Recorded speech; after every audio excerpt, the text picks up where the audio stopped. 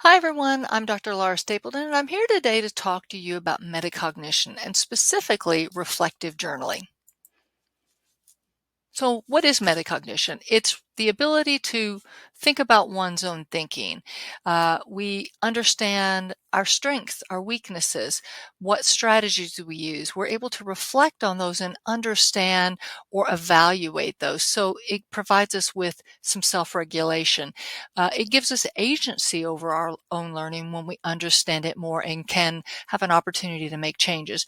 This increased awareness of our own learning really gives us motivation with that. And it enables us to transfer skills and content through this reflection. Now, some examples of implementation within the classroom.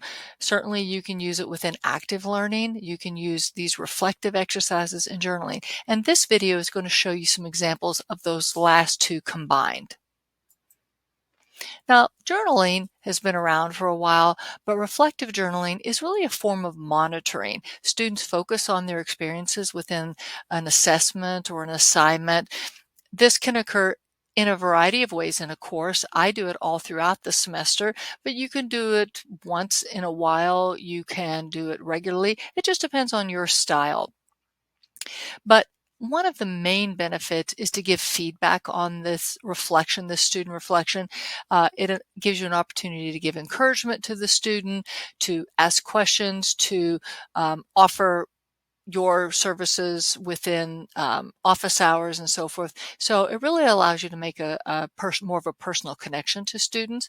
And not only are they be used for reflection, but they can also be used to actually have the student think about what changes will they make. So in that reflection, they're given an opportunity to make changes or predict how they will perform on future things. So here's an example of something I give the first week. The first week's always harried. People are adding and dropping and so forth.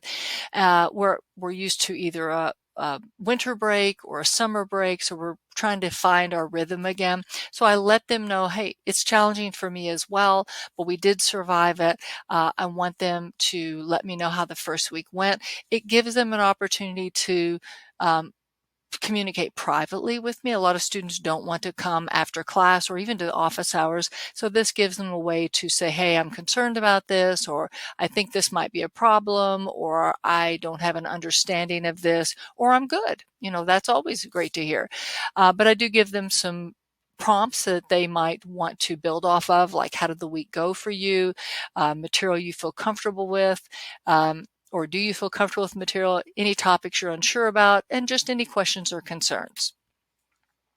But it really opens up the dialogue between the student and the teacher. And I've had a lot of students say that they really appreciated that at the beginning of the week, or the beginning of the semester, excuse me. So here's something I give after the first exam. Okay, so they've just received it. They see their performance, and I want them to think about, are any changes needed? How did they study? Did they go into the test knowing that they didn't understand something? Did they seek help? And if why did they seek help and why not? Those are both equally important questions.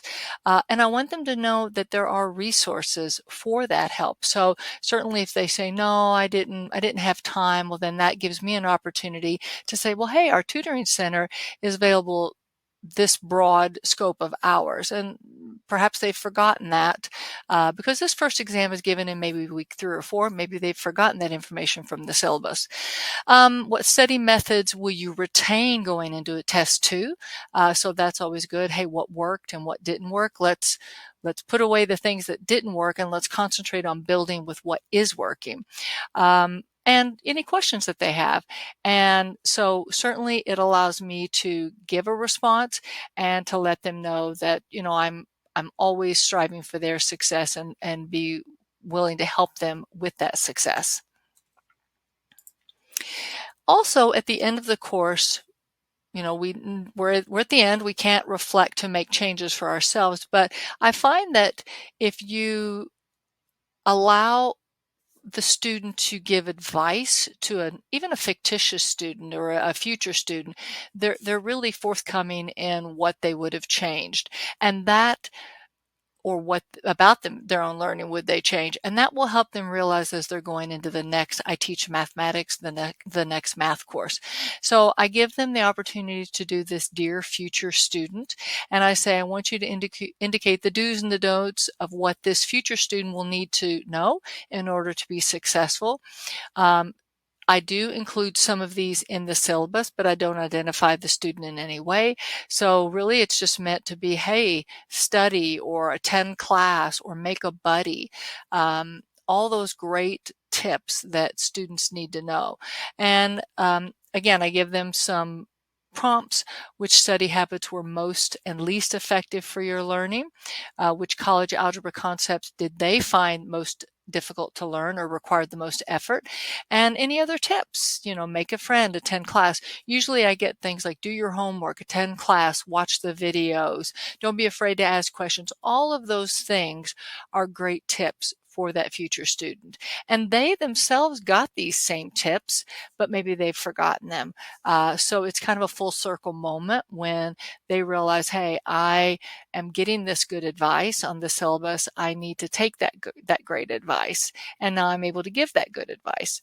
So again, I do journaling all throughout the course, but hopefully one of these ideas will give you the opportunity to insert that in your course, because it's really a wonderful way to get to know your students in a really deeper way.